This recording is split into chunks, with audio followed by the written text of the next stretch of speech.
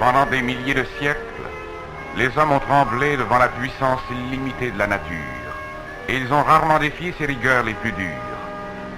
Mais au cours des hivers 1944 et 1945, on a réalisé au Canada une grande expérience de guerre. Des milliers d'hommes et de véhicules se sont mis en marche pour envahir une région si difficile d'accès que bien peu essayaient de l'atteindre même en été. Et pourtant ces hommes s'attelaient à la tâche, au cœur même de l'hiver, par 50 degrés sous zéro, sur des neiges mouvantes.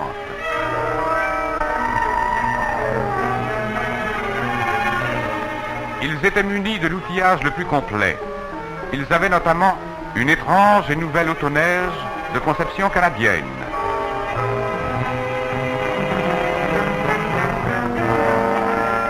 Mais entre les colonnes de camions et les bases d'essai s'étendait la forêt. Sans le bulldozer, l'entreprise n'aurait jamais été possible. Aucun autre véhicule n'aurait pu se frayer la voie à travers des régions aussi impénétrables. Les lignes essentielles de ravitaillement n'auraient pas été établies. Les chasse-neige n'auraient pu transformer en chaînes de pistes des lacs éloignés.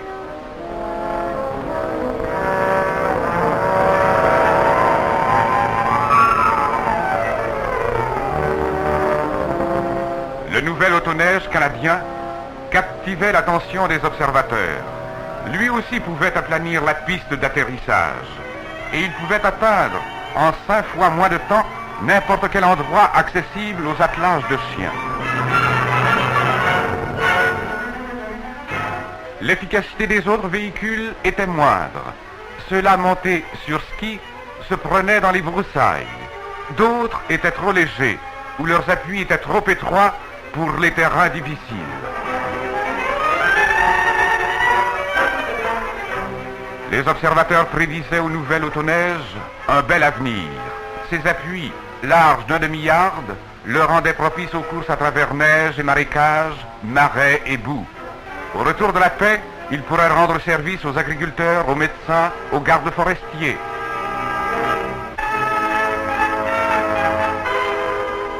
Mais il y a des pentes trop raides et des pistes trop étroites pour n'importe quel véhicule. Là, on se servit de chevaux de bas pour allonger les lignes de ravitaillement. Malgré leur bonne volonté, les chevaux devenaient inutiles dans plus de 3 pieds de neige.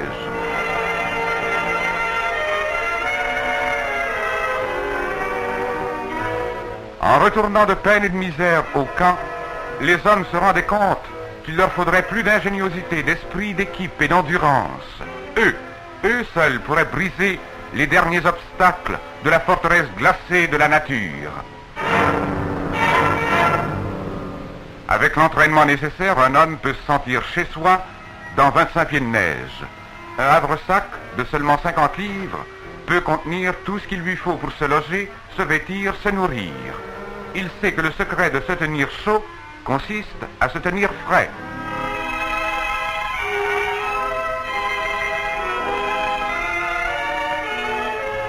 Voici une chemise spéciale qui aère et isole le corps.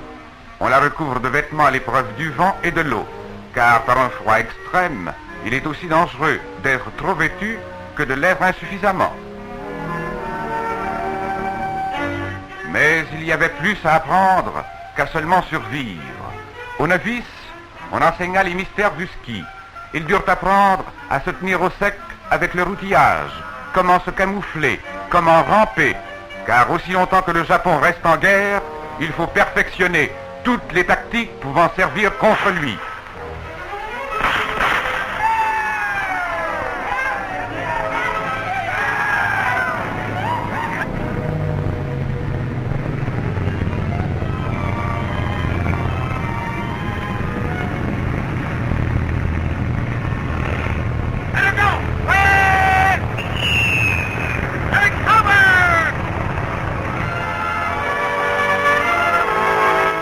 Ce n'est que le garçon épicier avec les victuailles du lendemain. Par une température sous zéro, un homme a besoin de grandes quantités de viande, de graisse, de sucre. Au cours des manœuvres, parmi ces pics, on a jeté des tonnes de vivres, quelquefois sans parachute.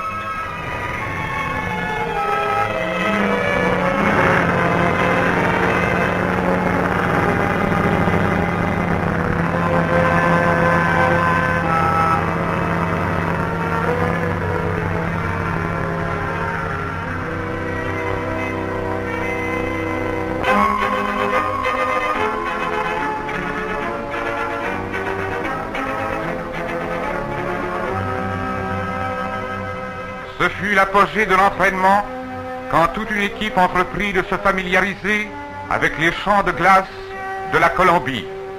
C'est alors qu'il fallut mettre à contribution tout ce qu'on avait acquis de morale et de discipline.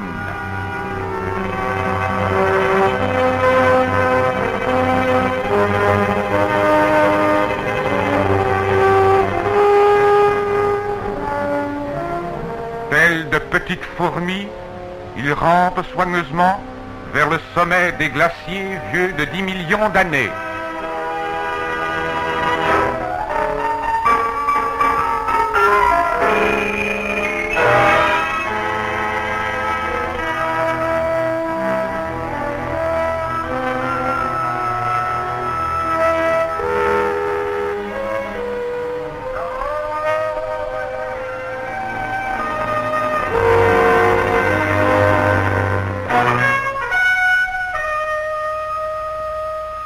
Un ascensionniste blessé reçoit une attention immédiate.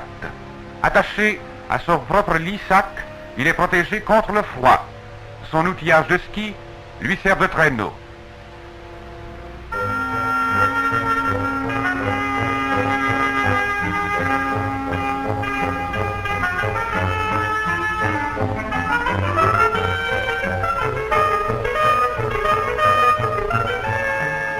Il fut un temps où une blessure grave présageait la mort certaine par le gel.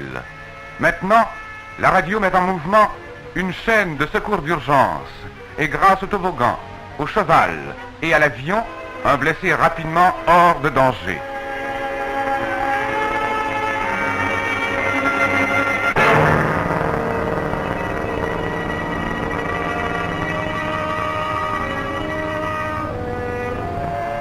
Entre-temps, le reste de l'équipe a atteint la limite des neiges. On change les skis pour les crampons à glace. Armés de piolets, les hommes se feraient la voie à travers de vrais murs de glace, à travers les crevasses traîtresses, droit vers les pics tordus par le vent.